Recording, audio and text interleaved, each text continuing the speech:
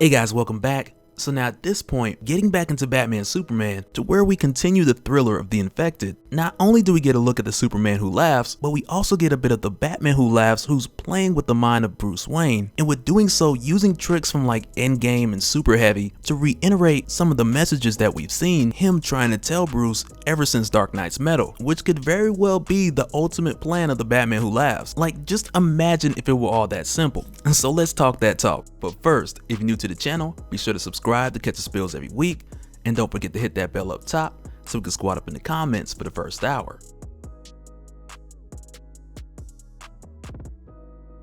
Alright, so in our last talk, we had came to the point after Batman and Superman who had already fallen into the trap to where Commissioner Gordon had sent them on this fake investigation, which essentially had led Batman and Superman to the same location where he was being held by the Grim Knight, right under Crime Alley, where they found a recording instead of an actual person, which essentially led them into an ambush. And so after fighting through the ambush at Crime Alley, they discovered the Batcave of the Batman Who Laughs, which then led them to their altercation with the Shazam Who Laughs. But with discovering the Batman Who Laughs hideout, which is where they found the casting for the 6 Batarangs, which is not only what jumped off the hunt for the infected, but it was also the beginning of your search for the Secret Six. And this of course leads Batman and Superman to doing this investigation, but also keeping it to themselves because anyone else could be affected at this point. And because of that, you don't want another Commissioner Gordon type of situation. With him being infected since the Batman Who Laughs miniseries, and with Gordon acting like he was normal, this really put the two of them in a tough spot. Well, really just Batman, because Superman, he was alright. And so now when we had seen them go with the plan, like to take a page out of the Batman Who Laughs book and do so with sending Superman undercover, Batman knew that this really had to be believable for the Batman Who Laughs to buy into it, so he really infected Superman, and he used him to stage this whole breakout with hopes that the Batman Who Laughs would believe that the Shazam Who Laughs had succeeded at infecting Superman, which was really his plan from the beginning. Which could also likely mean Superman was originally intended to be one of the Secret Six, but for all we know, the Batman Who Laughs could have another person sitting on the bench just ready to sub in for that slot. But in the meantime, the Shazam Who Laughs who's out of the picture for a little bit, and mainly because like we had seen, he went to Kahndaq and beat the brakes off of Black Adam like we talked about recently, but this is something that mainly just pulled him out of the picture for the time being. But with this going on, Batman used the opportunity to pull this stunt with the Batman Who Laughs to lead him to believe that the Shazam Who Laughs was successful. And okay, so now here's the thing about that, because with Batman infecting Superman and sending him in, essentially to bait this information out of the Batman Who Laughs, the thing that allows him to do this is essentially his paranoia, because as a product for him being paranoid, it kind of just gives him the liberty to try something this risky. And with him doing this and sending the infected Superman to break out the Batman Who Laughs, this then makes Superman the biggest risk in this situation, but at the same time, there's a huge factor of trust where Batman, he's opening up in a way, and he's letting Clark assist him by playing this role, which is ultimately for the purpose of getting information from the Batman Who Laughs and discover his plans and his secrets. But in most other instances, this is something that Batman would have figured out a way to do himself, and mainly out of paranoia, because this whole plan of the undercover Superman getting information from the Batman Who Laughs is presented to us very much with a comparison of how Batman learns the secrets of other heroes throughout the Justice League, and so essentially he's allowing Superman to help him to use this on himself, which once again takes a lot of trust. But when you're playing against a Batman Joker, you also have to counter with another wild card. And so now while this is actually going down and Batman is just standing by watching, while Superman asks the Batman Who Laughs, now that he's broken free, what's the next best step, Batman is very much watching and critiquing at the same time. Because like I said, he usually does this alone, so he's watching Superman like, okay, you're leaning in a little too much, or you're going for the information a little too quick. But when the Batman Who Laughs just responds and he's spilling the beans, to where in his response he's like, oh yeah, I'm just gonna kill everybody. But then he doesn't stop there and he starts talking about Clark's mother, just like, oh yeah, Clark, when your mama died, like when you got sent off the planet, she wanted to be in that little pod and not you. Which for Batman was like this moment like, oh, here we go. Because we look back at his chair and it's like just spinning like he's gone. And mainly because when Clark loses it, he has to cut the act. It's like cut, scene. Like what we not finna do is be a tale from the dark multiverse. Because if you think of it, like either if it was the Nightmare Batman Origins or even the newer series Tales from the Dark Multiverse, a lot of these situations could have been stopped had somebody nipped it in the bud early. And so here, this is Batman like just seeing this and just be like, oh heck no, we ain't going there. But with them doing this and placing the restraints on the both of them, Superman is still mostly in control. And he's a bit frustrated because he wanted Bruce to trust him, of course, and he expresses that, but that's not the only reason that Batman pulled the plug on this whole act, because really, the Batman Who Laughs, he knew Shazam failed as soon as Superman broke in there. And mainly because the Batman Who Laughs, who I don't think a lot of people understand how much like Bruce he is. Because when you take in the aspect he's an alternate Batman from an alternate universe, yeah sure, those things are true, but the Batman Who Laughs had pretty much lived out his life exactly like Bruce Wayne up until the last few months where he actually killed the Joker. So this whole ruse with the holograms, which is supposed to make the Batman Who Laughs believe that he'd been broken out, like the Batman Who Laughs, he can smell the difference, which is one of those more dangerous things that like one lets Batman know, like if I'm gonna pull one over on this guy, it's gotta be outside of what Bruce Wayne would think, what Bruce Wayne would do, or what Bruce Wayne would know, which is essentially what Batman had tried here with Superman by allowing him to assist him in a style of investigation that Batman would normally do by himself, which I also like that the Batman Who Laughs kind of teases Bruce about, and he lets him know like, yeah, that was cute, but the smell gave it away. But I like that he teased him about it, because in a way it's like him letting him know that you could try that, but at the end of the day it's like, come on, who you kidding here? But after putting the Batman Who Laughs back into constraints, he also locks Superman away in like this yellow sunbath treatment so it can charge his cells and help the antidote which he had given him in order to flush out the infection. And when Superman asked him like, where is he going from here, he essentially just let him know that he's going to deliberately walk into a trap, because at this point Bruce knows that the Batman Who Laughs wants him to know that Gordon is infected. And if the Batman Who Laughs wants him to know that, it can't be a good thing. And so now when Batman finally confronts Gordon on the false lead, he essentially just gets straight to it. And he asks him like, what's the point? Like, why does the Batman Who Laughs want me to know that you're infected? And what Gordon tells him is just essentially that the Batman Who Laughs wants him to know that he has failed this city, which more than anything else, and it does make me think about Arrow. But even more than that, I feel like this is kind of a callback to a few different events, with the first being the Batman Who Laughs miniseries, to where the main message for Bruce was that he's the worst Batman yet. But in addition to that, we also get a callback to Endgame and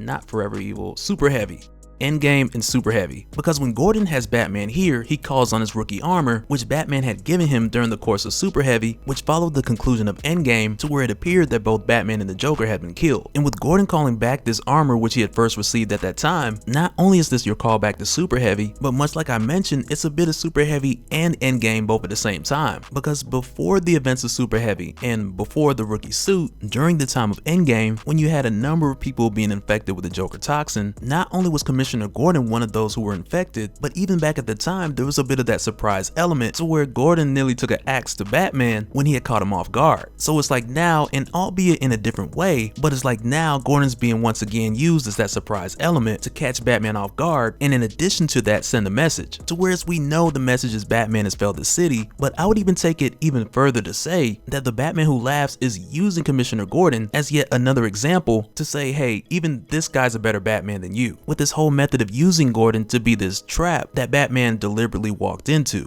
And so when Gordon calls in Rookie, and with the way that this goes down, it's like I wouldn't be surprised if Batman just had a remote, he hit a button and it just turned off, because essentially it's his suit. And it doesn't play out that way, but I wouldn't have been surprised if it did. But of course, with Superman breaking out to save him, he catches all the batarangs that are shot out. But even still, if Batman were to handle this himself by simply jailbreaking the suit, I'd have just looked at the situation like, okay, that's legit, because he's Batman, which isn't a line that always works, but this time it would have worked. But at this point in time, as far as Superman, mind you, he is not completely in the clear. He is still one of the infected, though at this point not as bad as he was before, but it is still not 100% out of his system. And in the case of the rookie armor, like going up against Superman, the suit really just lives up to its name, and Superman uses a throwback method, using his winter fresh breath in order to take down the throwback suit. But with the two of them stopping Commissioner Gordon fairly quickly, at this time he still needs to figure out a way to find a cure for Gordon, because with doing so he'll have found half of the solution of resolving who are the Secret Six, with him knowing that Shazam, Superman, and Gordon are the first three. And this brings him to the place where one, he's nearly got a cure for Superman, the next step is find a cure for Commissioner Gordon, but then after that you then only have the issue of figuring out who are the final three. And so in their next step of taking Commissioner Gordon somewhere where he can be secretly treated, though Superman suggests that he could just take him to the Batcave for Bruce, but then Batman's like, no, we gotta do this the way that Superman would do it. And this is what leads them to take Commissioner Gordon to the Fortress of Solitude. But as soon as they bring Gordon here along with the the rookie armor, they then find out that the rookie armor was a Trojan horse, which then ushered in the next member of the Secret Six, to whom we come to find out is Blue Beetle. And so here's the thing, when it comes to infecting these different people, Commissioner Gordon,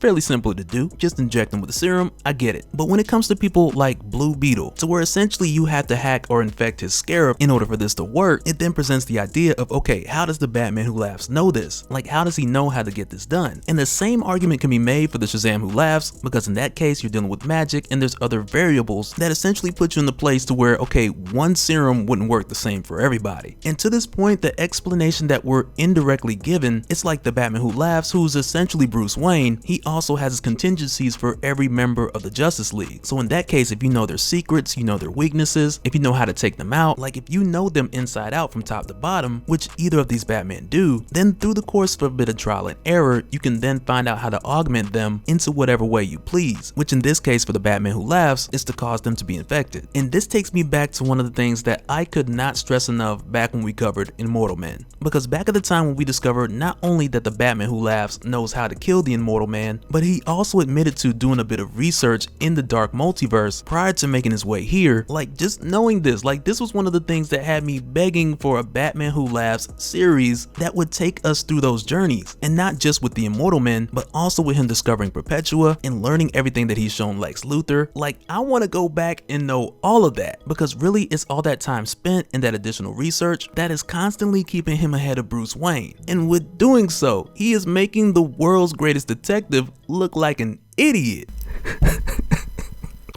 Oh man, and I mean that could be the ultimate goal of the Batman Who Laughs. I mean, like, it could be, like, just to make him look stupid, like hashtag goals. But with the knowledge that he has truly exceeding Batman as far as research from the dark multiverse, which he's implemented even further since he's arrived here, which has brought him to the point of now being able to use Blue Beetle to hack and fully take over the Fortress of Solitude, to which from there he can pretty much hack anywhere in the world. And of course, anywhere in the world includes the Hall of Justice, which essentially now is a way out for the Batman Who Laughs, who's still locked up underneath. And so now, prior to this point, we've talked about the whole situation with Perpetua and the Justice Doom War, and I got links both at the end of the video and in the description if you need to check those out and get a better understanding of what's going on. Because with the events of Year the Villain causing more people to lean towards Doom, this strengthens Perpetua, causing her symbol to light up the sky. But in my opinion, like, one of the things that is most interesting about this, with Lex Luthor making the tremendous strides that he has, that even with doing so, that all the credit goes to the Batman Who Laughs, because the Batman Who Laughs essentially told him what to do. And at this point, we've come to the place where the Batman Who Laughs still has a bone to pick with Lex Luthor. And as of right now, he admits that him and Lex Luthor are on a collision course, which is something that I can't wait to see. Because personally, I believe the Joker. The Joker said it's gonna be good. Because if you guys remember, that's why the Joker didn't kill Lex. And sooner or later, we'll see exactly how that plays out. But that'll do it for this one, guys. And I mean, at this point, there are kind of like spoilers out there that already let us know like who the other two infected are. But I'll admit, for me personally, I'm more interested in the resolve of this whole situation. And especially to the point of figuring out how this leads to Batman and Superman going with Wonder Woman into the future. But let me know you guys' thoughts down in the comments below. I'm also glad to get Blue Beetle back because he's really one of those guys you gotta nerf or he'll just wreck everything. But let me know you guys' thoughts in the comments below,